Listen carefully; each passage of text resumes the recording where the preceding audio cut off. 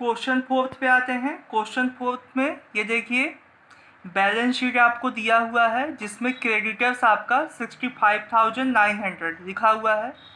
ये कैपिटल जो है राम अवतार और बद्री विशाल इन लोग का कैपिटल दिया हुआ है जो कि 30,000 और 20,000 है।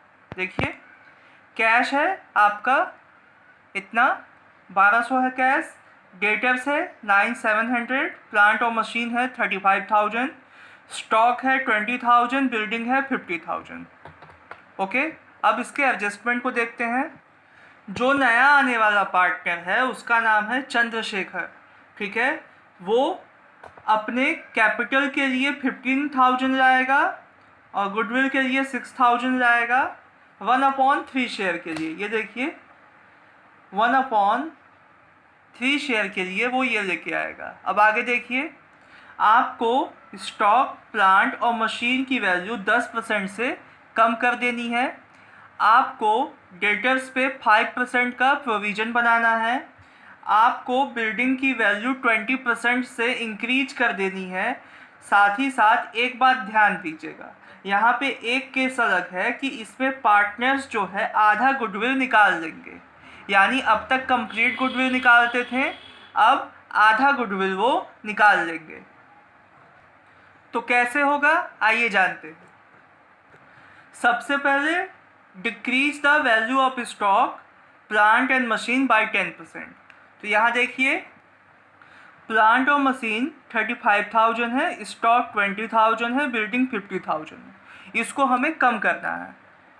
तो स्टॉक 20,000 था, हमने 10% से कम किया। तो आपको पता है कि जब भी संपत्ति की वैल्यू कम होती है, जब भी एसेट्स की वैल्यू कम होती है तो उसको हम डेबिट साइड में दिखाते हैं। तो यहाँ देखिए स्टॉक जो है वो 10% से कम हुआ है तो 2,000 हम यहाँ दिखा देंगे। मशीन आपका 35,000 था, 10% से कम हुआ है तो 3,500 हम यहाँ दिखा देंगे, ठीक है। प्लांट और मशीन एक ही में है तो हम उसको 3,500 यहाँ दिखा देंगे। अब अगला एडजस्टमेंट देखिए, आपको डेटर्स पे प्रोविज़न बनाना है 5% का। 5% हम डेटर्स पे प्रोविज़न बनाएंगे। यहाँ देखिए डेटर्स आपका दिया है 9700 का, इसी पे हम प्रोविज़न बनाएंगे। बिल्डिंग की वैल्यू यहाँ 50,000 दी हुई है, उस पर भी एक एडजस्टमेंट है जिसको आगे देखेंगे हम। यहाँ देखिए जो प्रोविज़न ऑन डेटर्स बनेगा लोन के लिए वो 485 होगा, ठीक है।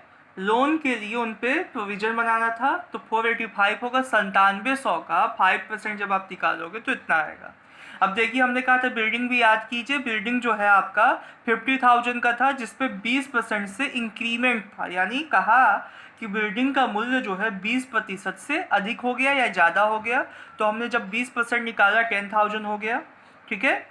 तो आपको पता है जब एसेट्स की वैल्यू बढ़ती है तो उसको क्रेडिट में लिखते हैं, ठीक है। जब एसेट्स की वैल्यू कम होती है तो उसको डेबिट में लिखते हैं, ओके। अब आइए यहाँ ध्यान दीजिए, अब हम देखेंगे दोनों में से कौन सा साइड अधिक है। तो हम जब देखेंगे इंस्पेक्शन से तो पता चलेगा क्रेडिट साइड अधिक है, तो उसको दोनों साइड लिख देंगे, उसको दोनों साइड लिख देंगे, ओके। उसमें से इन तीनों को घटा देंगे। इन तीनों को घटाने के बाद ये देखिए ये बैलेंस आएगा 4015 को। इसको इनके प्रॉफिट शेयरिंग रेशियो में, यानी ओल्ड पार्टनर्स के प्रॉफिट शेयरिंग रेशियो में बांटेंगे। नए के में नहीं नए को नहीं देंगे इसमें केवल ओल्ड पार्टनर को देंगे जो कि इनका है 2:1 का, यानी 2:1 का इनमें है रेशियो, इसी में हम बांटेंगे। तो जब हम बांटेंगे तो देखिए 2677 इनका आया राम अवतार का, और बद्री विशाल का 1339 ये आया। अब इस बैलेंस को हम पार्टनर्स कैपिटल में भेज देंगे। पार्टनर्स कैपिटल में आइए देखते हैं। ऐसे आप एक पार्टनर्स कैपिटल अकाउंट का कॉलम खींचिएगा। इसमें 3 पार्टनर्स हैं, देखिए राम अवतार, बद्री विशाल और चंद्रशेखर। तो हमने इनका नाम लिखा है, ये डेबिट साइड है, ये क्रेडिट साइड है।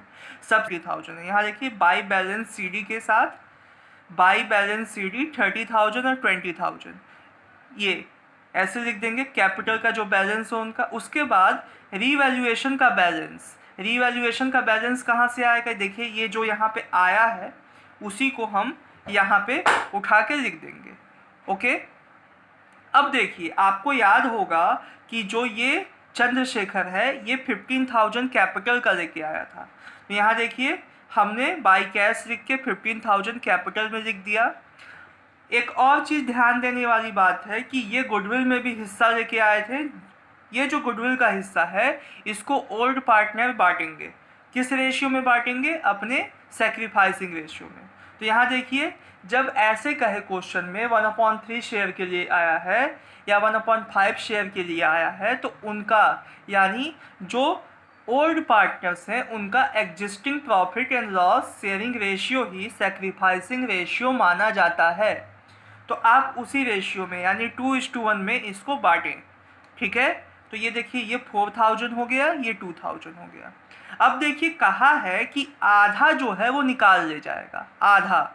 तो देखिए 6,000, 4 + 2 6, 6,000 वो लेके आया था गुडविल के लिए, तो इसका आधा निकाल ले जाएगा यानी 4,000 का आधा 2 ये निकालेंगे और ये देखिए 2,000 का आधा 1 ये निकालेंगे। यहाँ पे लेके आने की थी, यहाँ पे ये निकाल ले जाएंगे। ठीक है, अब वही बात फिर से हम देखेंगे कि कौन सा साइड अधिक है। तो यहाँ देखिए जब हम इंस्पेक्शन से देखें तो हमें पता चला कि ये साइड जो है वो अधिक है। इसको दोनों साइड में लिख देंगे। उसके बाद यहाँ के बैलेंस को इसमें से जब हम घटा देंगे तो इतना इतना आपका आएगा। ठीक है, अब आइए हम बैलेंस शीट बनाते हैं। ये बैलेंस शीट है, बैलेंस शीट एज ऑन 31 दिसंबर 2011। ये लाइबिलिटी साइड है, ये एसेट साइड है। ओके, आइए इसे बनाते हैं। आप यहाँ पे ध्यान दीजिए जो क्रेडिटर्स है वो 65,900 है, इसको यहाँ पे लिख देंगे। पूंजी जो है, जो नई पूंजी आई है पार्टनर्स कैपिटल में वो लिखा जाएगा और कोई पूंजी नहीं लिखी जाएगी। तो देखिए हमने वो क्रेडिटर यहाँ पे लिख दिया। पूंजी यहाँ देखिए राम अवतार, बद्री विशाल और चंद्रशेखर अभी अभी बस आया है जो, वही पूंजी हमने लिख दी है। ठीक है, देखिए ये पूंजी आई हुई है, इसी को मैंने वहाँ पे ये देखिए। ठीक है, अब यहाँ देखिए कैश में कुछ चेंजेस होंगे भाई। कैश का आपका बैलेंस जो है वो 1200 का बैलेंस था कैश का। ठीक है, अब देखिए जो नया पार्टनर आया है वो पूंजी लेके आया है 15,000 और 6,000 आपका गुडविल लेके आया है। तो इससे हमारा कैश जो है, जो कैश है वो इंक्रीज हो जाएगा। बट अब देखिए आधा भाग यानी गुडविल का आधा भाग निकाल लिया गया है तो 3,000 कम भी हो जाएगा। तो देखिए इसमें इन तीनों को ऐड किया जाएगा यानी जो पहले से था कैश वो, जो गुडविल लेके आया है वो और जो कैपिटल लेके आया है वो, इन तीनों को ऐड कीजिए और जो वो निकाल के लेते गए यानी गुडविल का आधा भाग वो निकाल ले गए हैं उसको माइनस कीजिए तो आपका कैश ये आ जाएगा 19,200। ठीक है, अब देखिए डेटर्स है 9700, मैंने आपको बताया था एक प्रोविज़न था उस पर 485 का, उस प्रोविज़न को माइनस किया जाएगा, ये आ जाएगा इतना। प्लांट और मशीन देखिए 35,000 का था, उस पर डेप्रिसिएशन था 3500 का, कम हुआ था ना 10% से, तो 3500 का था, तो 3500 मैंने माइनस किया, 31,500 ये आ गया। स्टॉक देखिए 20,000 का था, उस पर भी कम हुआ था 2,000 से, मैंने किया तो देखिए ये आ गया। बिल्डिंग पे ध्यान दीजिएगा, बिल्डिंग पे एप्रिसिएशन हुआ है, डेप्रिसिएशन नहीं हुआ है। तो बिल्डिंग 50,000 का था, 20% से वो इंक्रीज हो गया, 20% से जब इंक्रीज हुआ 60,000 हो गया। आप इन दोनों को ऐड कीजिए तो 1,37,915 आएगा। यहाँ पे एक बात ध्यान देने वाली ये है कि 1 रुपये का फ़र्क आया है, वो इसलिए आया है क्योंकि जब मैंने रिवैल्यूएशन का प्रॉफिट बांटा है तो उसमें मैंने जो पैसे में अमाउंट आया है उसको इग्नोर किया है, इस वजह से यहाँ पे 1 रुपये का डिफरेंस आ रहा है। तो उससे कोई दिक्कत नहीं है, कोई ख़ास दिक्कत नहीं होगी, आपका क्वेश्चन लग गया।